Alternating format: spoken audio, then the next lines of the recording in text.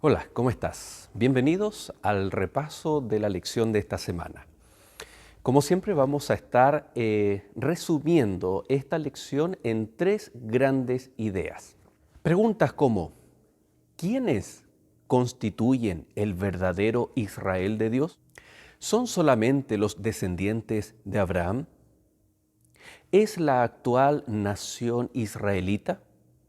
O como algunos creen, un Israel que proféticamente en el tiempo previo a la venida de Cristo va a gobernar y cumplir propósitos espirituales?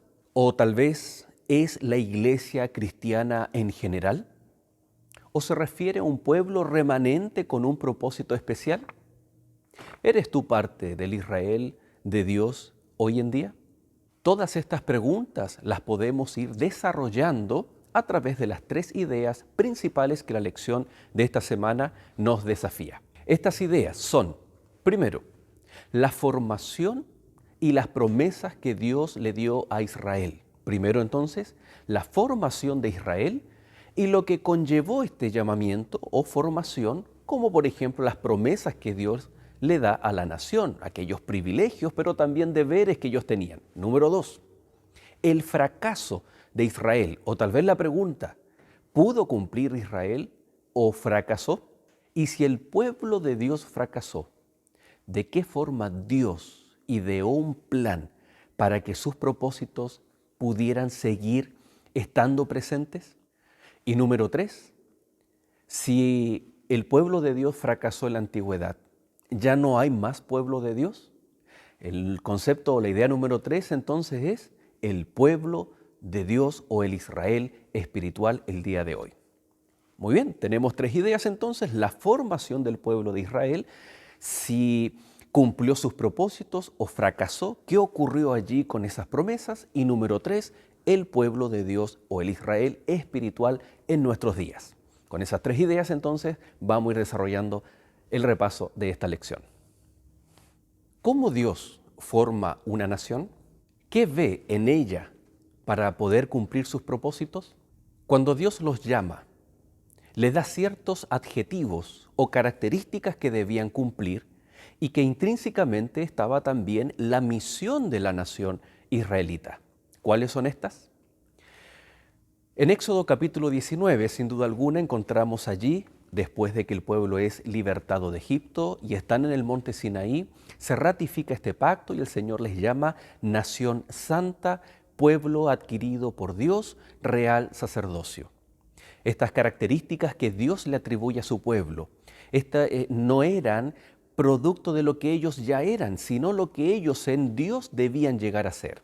Por ejemplo, nación santa. ¿Había algo santo en el pueblo de Dios que hacía de ellos meritorios de esa característica, de esos atributos que Dios estaba ahora pidiéndoles? Sin duda alguna no había nada inherente en ellos que los hacía santo. La palabra nación santa está haciendo alusión al acto divino, a la iniciativa divina de apartar a una nación, de apartar un pueblo para cumplir un propósito especial, propósitos divinos. Ser santo, bajo este concepto, es estar apartado. Pero muchas veces el concepto de estar apartado puede traer la falsa creencia del exclusivismo, que solamente ellos eran el pueblo de Dios. Es cierto que solamente ellos fueron apartados para cumplir un propósito, pero no es un exclusivismo salvífico de parte de Dios. El siguiente atributo que encontramos en Éxodo 19 es real sacerdocio. Aquí está el antídoto para creer que nación santa era que Dios los estaba apartando para algo, es para vivir una vida exclusiva y apartada del resto de la sociedad que a ellos los circundaban. Real sacerdocio significa que ellos tenían que cumplir una misión especial. En la antigüedad, el sacerdote era ese puente entre Dios y el pueblo, entre el adorador que quería acercarse a Dios a través de una ofrenda, a través de un sacrificio, y hasta ciertos límites el adorador podía llegar y luego el que intercedía por él era el sacerdote. Por lo tanto, el resto de las naciones vinieran siendo atraídos a conocer a aquel Dios.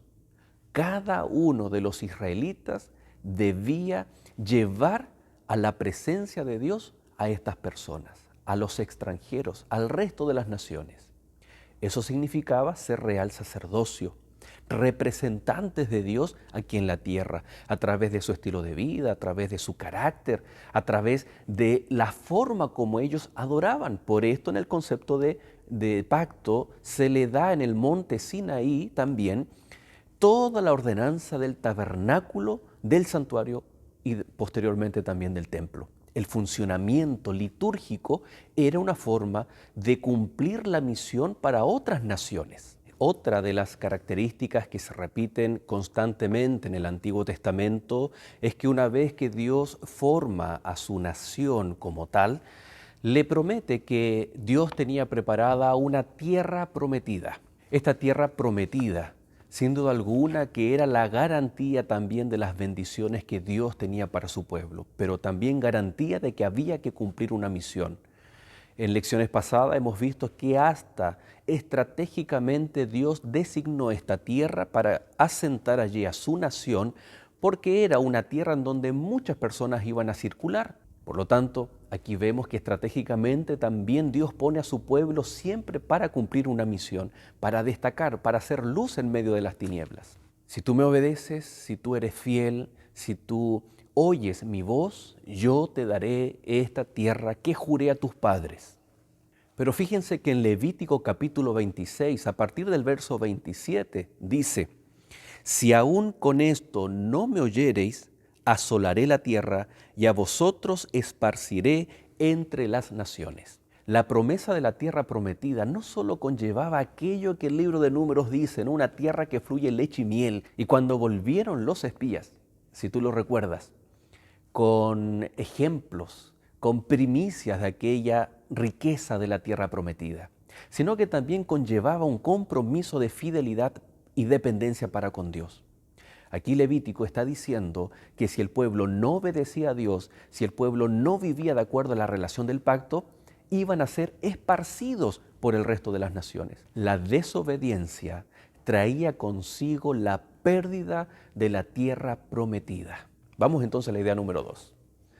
Si los hijos de Dios, el pueblo de Israel, no era obediente al pacto, no era fiel al pacto de Dios, Dios no podía derramar bendiciones a su pueblo. Dios no solo retendría las promesas del pacto, sino también en función de este, Dios tendría que esparcirlos, sacarlos de la tierra prometida que ellos ya habían conquistado. Por supuesto que Dios nunca deseó retribuir o castigar de esta forma a su pueblo. Pero en un pacto, las estipulaciones siempre deben ser claras y se van repitiendo de generación en generación. Y cuando el pueblo las olvida, Dios los trae con su brazo de amor y les ratifica el pacto. Él espera esta respuesta de fe, de obediencia, como lo hemos estado enfatizando durante todas estas semanas.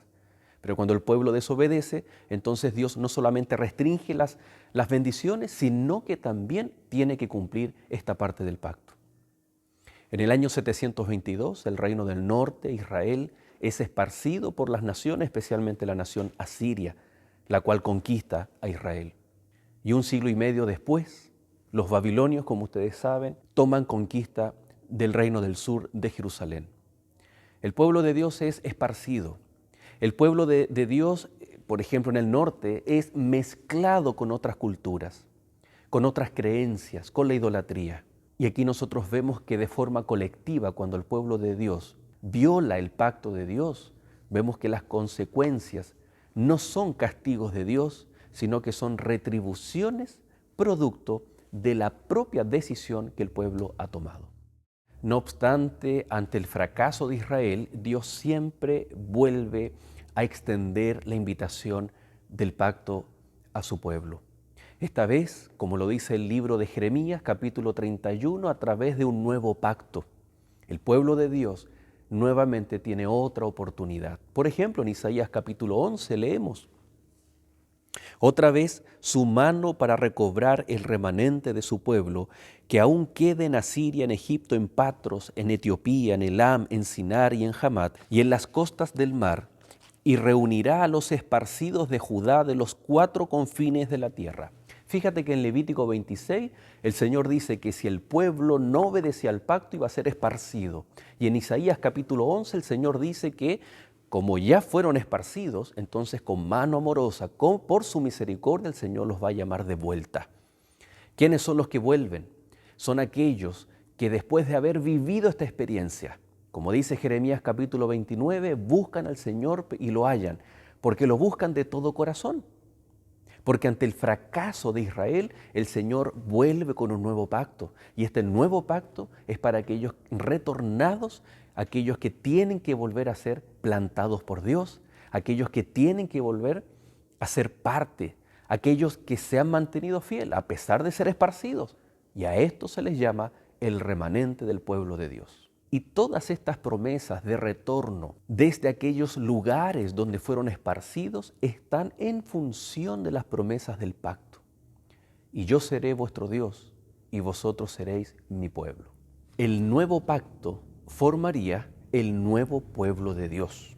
Se les da una nueva oportunidad, se restablece la adoración en el templo y viene el profeta Jeremías a escribir que después, en aquellos días del retorno, habría un nuevo pacto, en donde la ley estaría escrita en la mente y en el corazón. Es decir, no solamente es un retornar físico al país, a tu tierra, sino también retomar los caminos de Dios. Por lo tanto, este remanente ahora era el encargado de llevar las promesas de Dios, ser objeto del cumplimiento del amor de Dios, de sus promesas, y poder llevar la gloria de Dios al resto de las naciones. Muy pronto estaba por cumplirse la mayor de las profecías, la venida de Cristo Jesús, donde Cristo debería haber sido recibido por este remanente, por este pueblo elegido, por esta nación santa. No obstante, como todos sabemos, Cristo fue rechazado, su propio pueblo le crucificó. Pero dentro de ese mismo pueblo había un remanente. Estaban los discípulos, encontramos mujeres. La Biblia dice que cuando Cristo resucitó, cerca de 500 discípulos estaban siendo fieles y obedientes a los mandatos de Dios, al pacto divino. Y no es sino hasta después de la ascensión de Cristo, cuando nosotros vemos especialmente en el libro de Hechos, la conformación de una nación especial.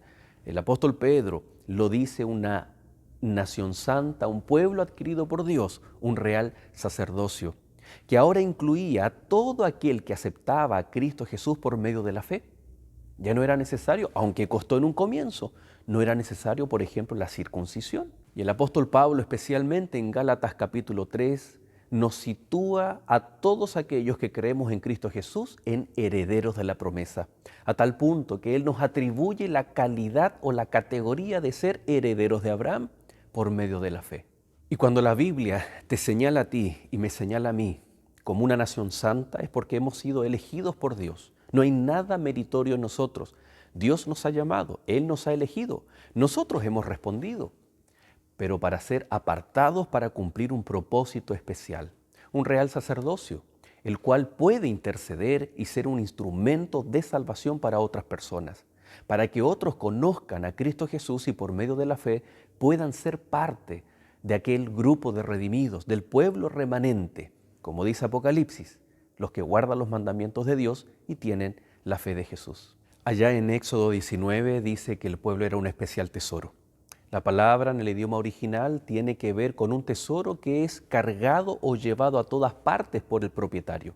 No es un tesoro que está enterrado en un patio o en un sitio como era la práctica de la antigüedad.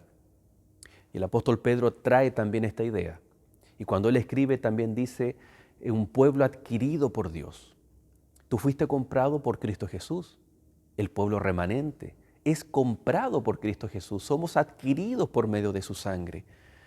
Y Él no quiere que estemos como pueblo remanente bajo tierra como un tesoro, sino que es un tesoro que está siempre a la mano de Cristo Jesús.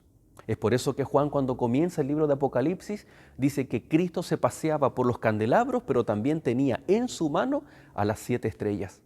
Aquellas estrellas que están representando a los miembros del pueblo de Dios. Por lo tanto, queridos amigos, esta lección nos invita para tomar conciencia aún más por todo lo que estamos viviendo, de que tú y yo somos parte del pueblo de Dios, somos el remanente de Dios. Tenemos un privilegio que es que nuestra vida testifique de Cristo Jesús, que somos propiedad de Él para un propósito, para una misión especial. Que Dios te bendiga, que disfrutemos este día sábado junto a nuestros amigos, nuestros hermanos, de poder repasar estas ideas centrales de esta hermosa lección. Que Dios te bendiga.